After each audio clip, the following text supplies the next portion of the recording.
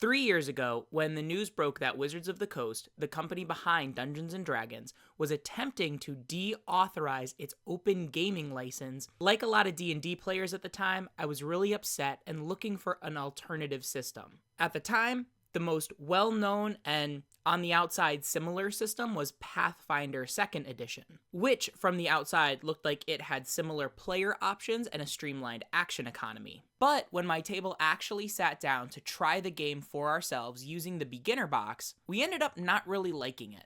There were some specific design decisions that just didn't jive with most of my players. And so eventually we returned to playing 5e D&D, especially after the SRD was released into Creative Commons. Still, I've always felt bad about dismissing Pathfinder just because it didn't match my table at the time. So now that I'm playing a lot of TTRPG systems by myself, for myself, I really wanted to revisit Pathfinder to get a good idea of what it is rather than what I wanted it to be. Hi, I'm John. This is Dragon Mind, where we discover our best selves through gaming, and today I'm revisiting Pathfinder Second Edition.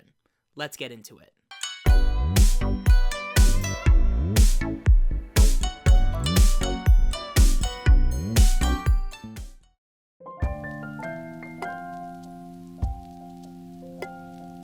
The year is 2009. D&D fans, in general, are unhappy with the controversial design direction of 4th edition. Not only do they dislike the kind of World of Warcraft gameplay, but the edition died almost on launch because it was paired with a GSL, a kind of poison pill license that paled in comparison to the more open OGL for 3.5. Does any of this sound familiar? Well, Paizo, a company comprised of a lot of ex-Wizards employees, instead published Pathfinder, a kind of D&D 3.75 edition with its own IP. And such begins the tale of Pathfinder First Edition, which, according to kind of campfire stories from other GMs I've talked to, was really the first major TTRPG to challenge D&D's position of supremacy in the industry. Now don't get me wrong, other systems were popular and had gathered large audiences, but when I started thinking about getting into TTRPGs around 2011-2012, Pathfinder was the game that GMs over and over again recommended as a player's first onboarding game system.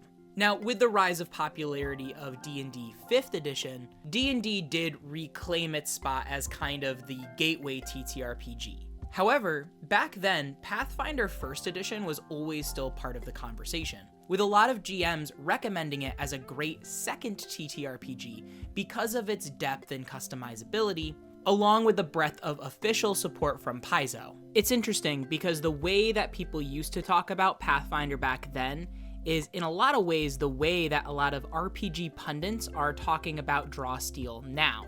However, as time moved on and 5e matured, with the spotlight back on it because of Critical Role and Stranger Things, and rules support in the form of Xanathar's Guide to Everything, the tone of the conversation about Pathfinder moved away from the deeper second game to an antiquated system that has unnecessary complexity.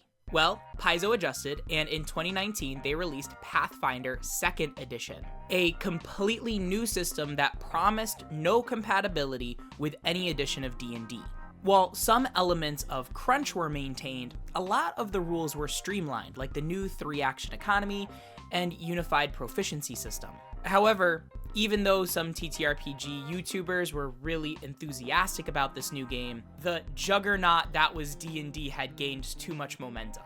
Upon release, even though Pathfinder 2nd Edition was a much smoother experience than 1st Edition, and it seemed like the perfect system for a certain style of play, it just couldn't match D&D's brand recognition and relative simplicity.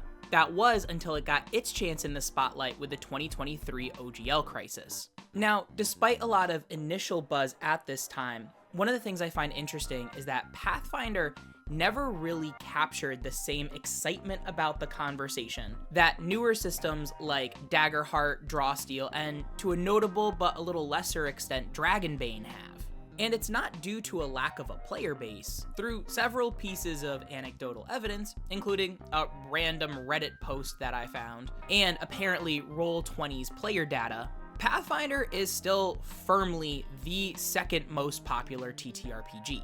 I also find it notable that in the wake of the whole OGL mess, Pathfinder Second Edition failed to do what First Edition did: surpass D&D as a gateway system in the eyes of game masters. And I attribute a lot of that to the shifting culture of TTRPGs. Despite being more streamlined than First Edition, Pathfinder Second Edition is still a crunchier game than D&D. And nowadays, D&D is facing a lot of criticism for being too crunchy itself in comparison to some more rules-light, narrative-focused games.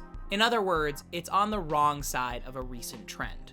That all being said, I've received a number of requests to cover Daggerheart, Drawsteel, and Dragonbane. However, Pathfinder Second Edition is still the second most popular TTRPG, and I at least want to understand why, so that it can be part of the conversation while I'm assessing these other games. Which finally brings me to my disclaimers. First, I'm not even going to pretend to be objective. Even after this revisit, Pathfinder is not my preferred system.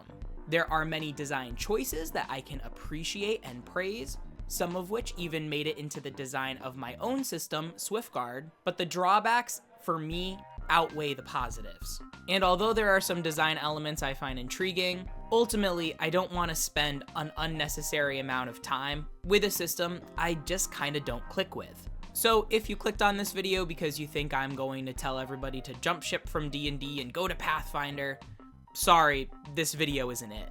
Now, I do think that Pathfinder is an incredibly strong match for certain tables and certain styles of play. The people that love Pathfinder really love it, more so than I think D&D players really love the game of D&D. Usually, when I hear stories about people loving D&D, what they're really talking about are the stories they created with their friends or some wacky character ideas that they've had. They don't really talk about how they love the system in the same way that Pathfinder Second Edition players do. Because of that, I still strongly recommend that you and your group play the beginner box, because you may discover that this system is a better fit than whatever heroic fantasy game you're playing.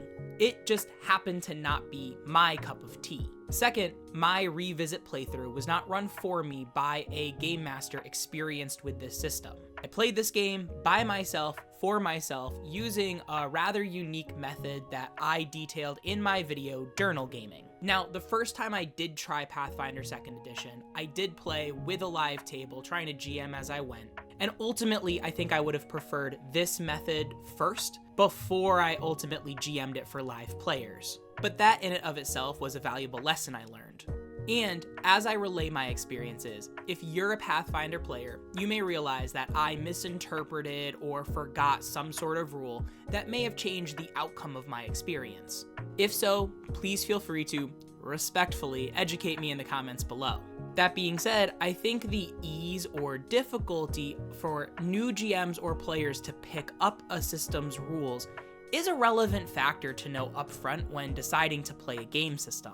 I'm not saying that simpler is better or more complex is worse, but rather it's just good to know what you're getting into. Third, the adventure I played was the one included in the Pathfinder Second Edition beginner box, Menace Under Otari, using the 4 pre-generated characters that came with it. Now, the beginner box has been praised by the industry as a whole as a beginner-friendly introduction to a game system. And given it's the product I already had, that's the one I decided to use. Now, relatively recently, after the OGL mess settled, Paizo released a kind of Pathfinder 2.5 called Pathfinder Second Edition Remastered that reorganized a lot of the content, further streamlined some rules, and really did its best to divorce its content away from anything that might have been D&D specific. Now, I'm not sure if the beginner box content has been updated with these new rules, or if really using these new rules would have affected my experience, but the original beginner box is the one I have. It's the one that I kind of had a disappointing time running for my players, and so it's the one I ultimately wanted to revisit to have my own experiences without having to judge the system's compatibility with anyone else but me. So if there are rules changes that you think would have affected my takeaways, please let me know in the comments below. So, all of that out of the way, let's actually talk about some of the nuts and bolts of Pathfinder's game system.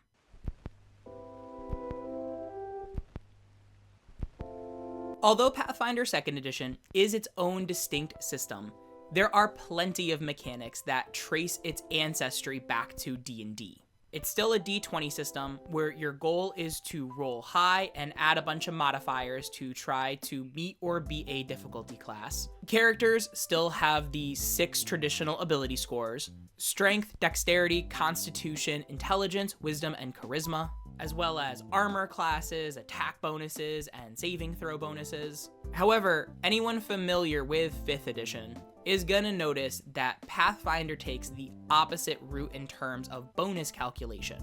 5e uses a philosophy called bounded accuracy, where there is a theoretical higher limit to how high certain bonuses can go. This keeps a lot of the numbers relatively contained. So, for example, if you throw enough goblins at a young red dragon, eventually they'll probably be able to take it down. In Pathfinder, one of the big differences is you add your level to most of your bonuses that you're proficient in. Meaning, a level 1 monster like a goblin is virtually going to have no chance to take down a sufficiently high level monster. This kind of keeps the tiers of play a little bit tighter within the system, which a lot of Pathfinder players really like. This also means that you might have a level 2 player character that already has like a +9 or +10 bonus to weapon attacks. One creature in the beginner box even has an AC of 22, which would be ludicrous in 5e's math. Now, these numbers also tie into critical successes and critical hits. Like D&D, if you're trying to hit something with an attack, rolling a natural 20 is still a critical hit, but you also score a critical hit is 10 or more than your target number. So, for example, if a creature you're trying to hit has an AC of 15 and you roll a 25 or higher, it's like you rolled a natural 20. This means that attacks against different kinds of creatures have different crit ranges, depending on the bonus that your characters have access to. Of course, the big highlight and what was considered revolutionary at the time of its release is Pathfinder's 3-action economy. Whereas games like 5e have different action types, like movement, action, bonus action, in Pathfinder, during a combat turn, every creature has 3 actions to spend. One of the actions is stride, where you move up to your speed. Another one is interact, where you manipulate an object or a feature of your environment. And of course, one of the actions is strike, where you just make an attack. Not only does this help all players feel like they're taking full turns, but the entire system just feels more unified. Now, you may be noticing that because strike is just one action, if you're in position, you could theoretically just use all 3 of your actions to attack. And this is where Pathfinder's crunch comes in. Once you make an attack, a second attack is made with a -5 penalty, and a third or any other attacks are made with a -10. This means that making multiple attacks is generally unwise, and it gives this feeling of desperation for a character that's just swinging their weapon trying to hit something. And so, one of the joys that a lot of Pathfinder players report is figuring out something to do with their 3rd action. Basically, they'll probably use 1 action to get into range, 1 action to attack, and then something else to use for their 3rd action. Now again, I understand the appeal of this system, and flipping through the Pathfinder core rulebook, which is a chunky boy, there are all these options kind of hidden here and there about things that you can do with your 3rd action. But again, just trying to dip my toes into the system with the beginner box, I didn't really find a lot of guidance of how to use my 3rd action. So I did end up just kind of making multiple attacks, and ultimately those extra attacks often just kind of felt like a waste. Now, part of this system is that there are some options that require more than 1 action to use. For example, my pre-generated fighter had a feat called Sudden Charge, where they could spend 2 of their 3 actions to stride twice and then make a weapon attack. So what would normally cost 3 actions on their turn is a little more efficient, it's only 2. A lot of spells also cost 2 actions to cast, meaning that, say, if I had a cleric with an attack cantrip, I could use 2 actions to use that cantrip, and maybe a 3rd action to raise my shield. And that's just a general thing I've noticed with Pathfinder's features. a lot of them are about reducing penalties rather than adding bonuses. So for example, the pre-generated rogue character had agile weapons, meaning that if she used a second attack, it would only be at a -4 instead of a -5. The penalty is still there, but it's just slightly more likely to work. And there are some exceptions with some spells. So the cleric has a heal spell, and depending on if you used 1, 2, or 3 actions to cast it, it would have elevating effects. But no matter how many actions you used, once you used it, you've used that preparation. Which, speaking of spellcasters, Pathfinder Second Edition chooses to use an older model of spell preparation. In D&D 5e, the system is actually a kind of hybrid between so-called Vancian magic and spontaneous spellcasting. You have a certain number of spell slots, and you have a certain number of prepared spells that you know. And in 5e, those spell slots are kind of flexible to what you use them on. So you may have 3 spell slots, and you cast the same spell 3 times. Or you may cast a different spell with each of those spell slots. Well, in Pathfinder, you're kind of locked into your uses when you prepare your spells at the beginning of your day. So if you have, say, a wizard character, you may say, I have 2 magic missiles and 1 shocking grasp. You can't flex those slots in and out. Now, I've had Pathfinder players praise this system for being more thoughtful and forcing them to prepare ahead of time. And in my initial game, I found that a lot of my players were disappointed because they would prepare some sort of situational spell that just wouldn't come up. And there is an argument to be made. There's a gameplay loop of researching your environment and the creatures that you're going to maybe fight. But still, it seemed like a lot of unnecessary paperwork instead of just diving into the adventure and enjoying the gameplay. Another way to say it, a lot of Pathfinder players love the risk-reward of this preparation system, while quote-unquote casual players find it to just be an unnecessary step that keeps them from experiencing the fun part. Finally, the last major mechanic I want to talk about is the dying system. Now, 5e is generally criticized for coddling its heroes. When you drop to 0 hit points, you have to start making death saves in 5e, but any amount of healing allows you to just pop back up as if nothing happened, and there's not this cumulative creeping toward actually dying. Rather, in Pathfinder, when you get knocked to 0, you have the dying 1 condition. And if you get to dying 4, that's when your character is like actually dead. If your character is left alone, kinda like 5e's death saves, you have to make recovery checks, which determine whether or not you get closer to death or if you're able to stave it off. Now, if you get healed, you do pop back up like 5e, except now you have the wounded condition, which also has cumulative numbers like wounded 1, wounded 2. And if you're wounded and get dropped to 0 again, you add your wounded total to your dying. Meaning if you're at wounded 2 and you get knocked to 0, you're starting at dying 3. While that seems deadlier by itself, the real toll of getting knocked to 0 is that you drop any items that you're holding. Meaning if you're primarily a weapons-based character, even if you get healed, you now have to spend your actions to stand and interact with each of your objects to re-equip. Again, for players that love it, I understand the appeal of this system. It really discourages players from taking risks that would knock them unconscious. And if it happens once, which sometimes isn't even the player's fault, it starts this very quick downward spiral that can easily lead to a player character's death, which some players really want, but other players, that kind of consequence is too intense too quick. So, with some of those systems differences out of the way, let's talk about my actual experience with the adventure Menace Under Otari. So, spoilers for this adventure, go to the timestamp on the screen if you just want to skip to my concluding thoughts.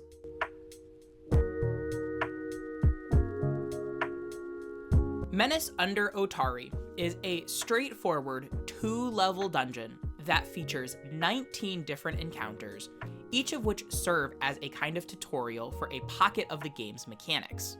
For example, the first room the players go into features a fight with 4 giant rats, where really they learn about making basic attack rolls and comparing them to armor classes. The second room features a fight that can be completely avoided with successful skill checks. And so I get why the beginner box gets so much praise. From the lens of, say, teaching a curriculum, the order of the encounters is logical and progressively builds a player's knowledge of the rules, starting with the most foundational and then sprinkling in some complexity as it goes along. Still, it was this tight design that actually made it feel like this game wasn't for us.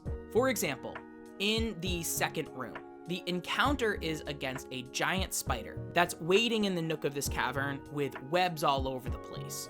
Now, if the players succeed on some acrobatics checks to balance along this thin, rocky ledge, they can move past the spider without consequence. However, in my original playtest, my players were so worried about even trying to cross the rocky ledge that instead they wanted to lure the spider out and deal with it from strategically superior positions.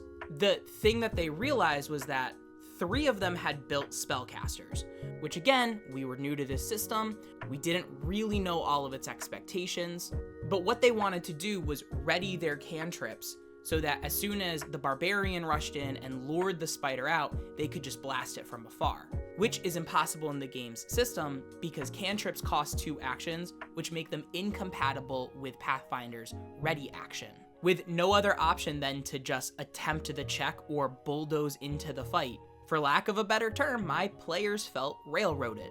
Now, in the past, I've been vocal about the term railroading getting a bad rap, or more accurately, how quickly some people label a more linear adventure or a linear chain of encounters as being railroading. To me, a linear adventure is just a series of encounters with one leading into the next. However, what keeps it from being railroaded is that how a player deals with a previous encounter informs the circumstances and the choices the players feel they have access to in the next one. I get that this adventure is supposed to be a tutorial, and that's why its design is tighter. However, my players enjoy playing spellcasters that fight with magic, not when magic is available. And so it was weird to have all these balancing limitations prevent them from playing the character that they wanted, that they frankly could in another system.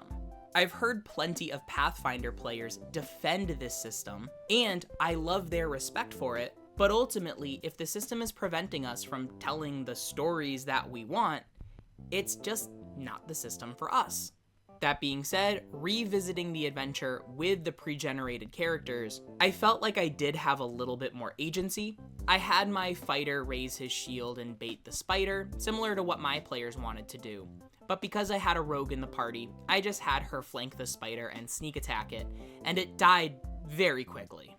And by approaching each encounter strategically, I pretty much got through most of them just using strikes and cantrips. It wasn't until I got to encounter 18, which is against the kobold boss and her 2 guards, that I felt like I even had to use any prepared spells. Which does bring me to a criticism. Kyra the Cleric is a spellcaster with a lot of cantrips, most of which are utility, like Message, Detect Magic, and Light. She has 1 attack cantrip, Disrupt Undead, which, as you'd guess, only disrupts undead. She has a scimitar, but it has a significantly worse bonus than the fighters. She's also the party's only healer, meaning I never wanted to put her in any danger. She had the most egregious build that highlighted this, but my criticism is really that only 2 of the 4 pre-generated characters had both a melee and a ranged option. Because I didn't want my 1 healer to get in harm's way, she mostly hung back and raised her shield, and didn't really do anything else. Now again, from a certain mindset, I understand that this criticism can probably be waved away, but if I was a player and I was using this pre-generated cleric in this adventure, I basically feel like I wouldn't really be playing the game. Now there is an encounter where you do fight some undead, a zombie and some skeletons. The cleric was the MVP of that encounter, but for almost everything else, she's just hanging back behind her shield, not really wanting to get into melee range with a weapon that doesn't seem worth using anyways. The rogue only had 1 ranged option, which was throwing 1 dagger, and it did come in use a couple of times, The difference is that she had so many mobility features, she didn't really have a problem getting in range to use her melee weapons. And this criticism I don't even think is really about Pathfinder as a system. It's just like my experience with Vampire the Masquerade, where I seemed to be playing a pre-generated character that found themselves in a lot of scenarios where they just didn't have any options. Now, one thing I did discover through gameplay, first of all, is that initiative is done through perception rather than dexterity. This meant that the cleric was often at the top of the initiative order. And there is a rule in Pathfinder where you can delay your turn, can't take reactions until that first turn, but you can delay your turn later down the order so that if someone had gotten hurt, she could then step in to heal them. Again, if I was the player of this pre-generated character, I don't think I would have had fun at all. One thing I did find surprising was the sudden jump in deadliness between encounters 18 and 19. The final boss of Menace Under Otari is a green dragon wormling, which, the first time I fought him, I TPK'd. Now, it was definitely my fault. I had misremembered my rogue's armor class, so I thought the dragon was critical hitting a lot more often than it actually was, which reset its breath weapon, which then allowed it to hit a lot of my party members at the same time. Still, on my second run through, I had a couple player characters get dropped. One of the theories I've seen the community posit is that even though it's not said outright, what it's teaching the players is how the dying mechanics work. This was the first fight where I had player characters drop to 0 almost instantly. Again, like Vampire, the line that stuck out to me in the adventure is, with a lot of courage and a little bit of luck, hopefully the adventurers survived this encounter. One criticism I hear of 5e a lot is that its combat is really swingy. Well, nothing felt swingier than this dragon fight. And like I said, what I was surprised with was the jump in deadliness. You'll notice that I didn't necessarily say difficulty. One thing I've been noticing from visiting different TTRPG communities is a lot of times they will equate deadly encounters with difficult encounters. And I do want to draw a distinction. To me, difficult means that you're making some sort of hard decision with different levels of risk and reward. In this case, the fight with the dragon, with the characters I had, its numbers were just bigger, meaning I just had a lower probability of hitting it. I don't find that difficult. I'm not making harder decisions. I'm just hoping the dice roll in my favor. Yes, that's deadly. My player characters have a greater chance of dying, but I don't find that necessarily difficult. And I do think it behooves the design conversation when we get specific about the language we're using. My only other real criticism of the beginner box, if you can even call it that, is that even though it does an excellent job of stringing together a sequence of encounters that teaches a pocket of game mechanics, there isn't really one for social interaction. Sure, there are game mechanics to handle it, like there's like charisma bonuses and stuff, but when I tend to have new players experience TTRPGs for the first time, I notice that it's the social scenes that tend to hook them and want them coming back for more. So having a whole adventure based on combat after combat almost feels like it's missing the point, which I wonder if that's why Pathfinder never really grabbed the excitement of the conversation when D&D had its stumble. To contrast it with D&D a little bit, the starter adventure I love using if I know I have a new player is Lost Mine of Phandelver. It's almost the same start. The player characters fight against 4 goblins that ambush them. The difference though is I find a lot of times, because the goblins are sapient creatures and not just beasts like the rats, players are more likely to solve that encounter in different ways. Some of them just like to defeat all the goblins and let it be that. Some of them like to try to spare the goblins and maybe keep them prisoner and play them off each other.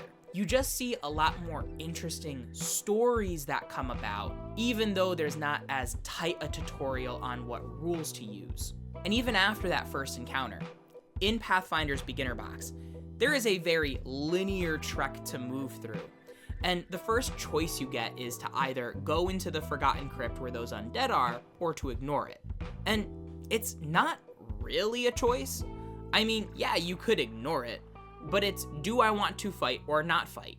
Whereas when you're playing Lost Mine of Phandelver, there is a much more compelling choice. Do you try to follow the Goblin Trail back to their hideout and defeat their boss? Or do you ignore that side quest for now and proceed to the town you're assigned to go to? Just that choice triggers a lot of social interaction between player characters. So even though it's a looser design, there's more storytelling possibility that can come out of it, and I think that's the thing that really excites new players.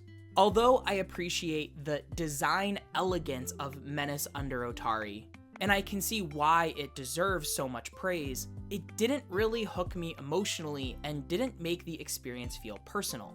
It felt like when I ran my players through the dungeon, I got pretty much the same story as when I used my 4 pre-generated characters. Maybe some of them took more damage than others, maybe they expended resources at different rates, but the actual story was the same. While educational, I don't really find the adventure compelling.